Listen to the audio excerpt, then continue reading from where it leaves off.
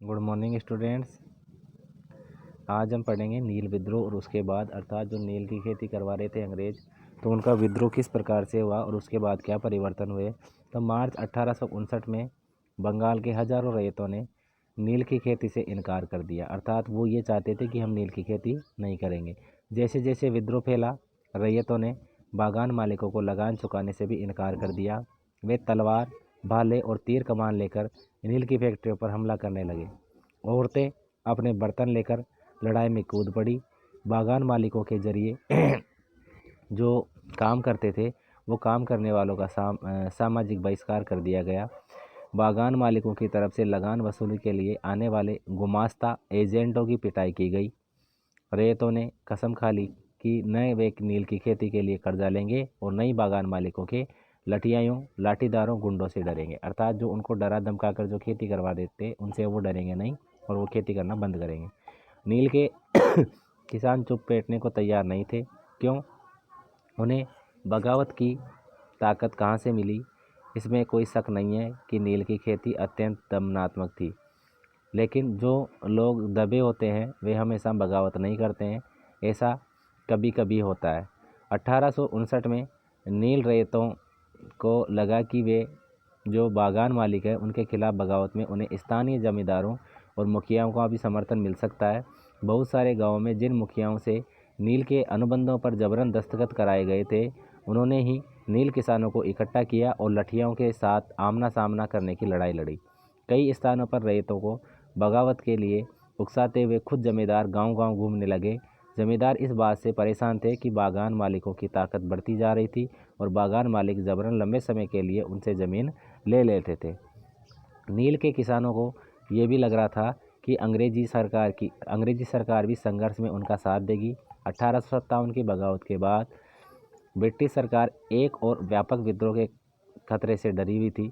जब नील की खेती वाले जिलों में एक और बगावत की खबर फैली तो लेफ्टिनेंट गवर्नर ने 1859 की सर्दियों में इलाके का दौरा किया। रैयतों को लगा कि सरकार उनकी दुर्दशा से परेशान है। बरसात में मजिस्ट्रेट एसले ईडन ने एक नोटिस जारी किया जिसमें कहा गया था कि रैयतों को नील के अनुबंध मानने के लिए मजबूर नहीं किया जाएगा। अर्थात जो अनुबंध है जो नील की खेती के लिए था, उसके लिए उनको मजबूर नहीं किया जाएगा। इस नोटिस के आधार पर लोगों में ये खबर फैल गई कि रानी विक्टोरिया ने नील की खेती न करने का हुक्म दे दिया है। ईडन किसानों को शांत करने और विस्फोटक स्थितियों को नियंत्रित करने की कोशिश कर रहे थे। उनकी कार्यवाही को किसानों ने अपने विद्रोह का समर्थन मान लिया। जैसे जैसे विद्रोह फैला, कलकत्ता के पढ़े लिखे लोग भी नील की खेती की ओर चल पड़े। उन्होंने रैयतों की दुर्दशा, बागान मालिकों की जोर जबरदस्ती और अत्याचारी नील व्यवस्था के बारे में लिखा। इस बगावत से परेशान सरकार को बागान मालिकों की रक्षा के लिए सेना बुलानी पड़ी।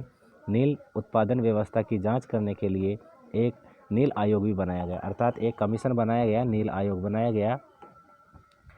आयोग ने कहा कि नील की खेती रैयतों के लिए फ़ायदे का सौदा नहीं है।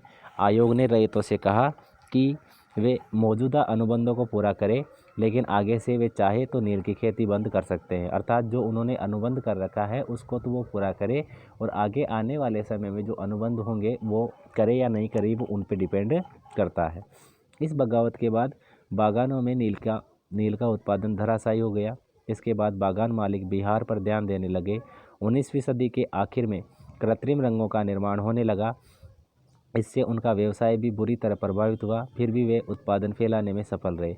जब महात्मा गांधी दक्षिण अफ्रीका से लौटे तो बिहार के एक किसान ने उन्हें चंपारण आकर नील किसानों की दुर्दशा को देखने का न्योता दिया। 1917 में महात्मा गांधी का ये दौरा नील बागान मालिकों के खिलाफ चंपारण आंदोलन की शुरुआत की। अर्थात जो चंपारण है, वो चंपारण में 1917 में आंदोलन हुआ जो महात्मा गांधी के नेतृत्व में हुआ था। भीख मांग लूँगा परंतु नील नहीं उगाऊंगा, एक जो किसान है उसकी कहानी है ये। चांदपुर थाना हरदी के एक नील काश्तकार हाजी मुल्ला ने मंगलवार 5 जून 1860 को नील आयोग के सदस्यों से बात की। हाजी मुल्ला ने कुछ सवालों में जवाब इस तरह दिए।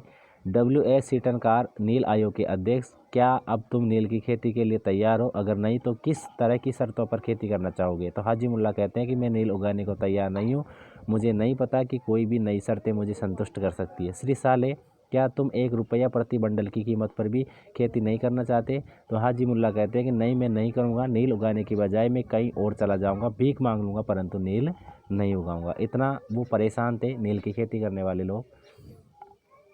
ठीक है, अब आगे हम पढ़ेंगे वेस्ट इंडीज़ में जो नील उत्पादन है वो किस तरीके से होता था, किस तरीके से उसकी आपूर्ति की जाती थी।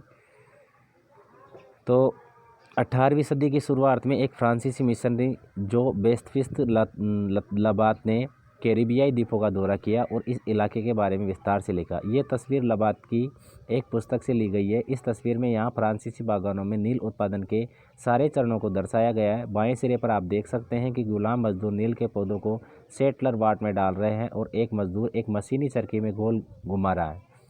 2 मजदूर नील की लुगदी को बोरों में भरकर सुखाने के लिए ले जा रहे हैं। अगले हिस्से में 2 मजदूर नील की लुगदी को मिलाकर सांचों में डालने के लिए तैयार कर रहे हैं। तस्वीर के बीचों बीच बागान मालिक ऊंची जगह खड़े होकर सारे गुलामों पर नज़र रख रहा है। ये देखिए नील की खेती इस तरीके से वो करते थे। ठीक है।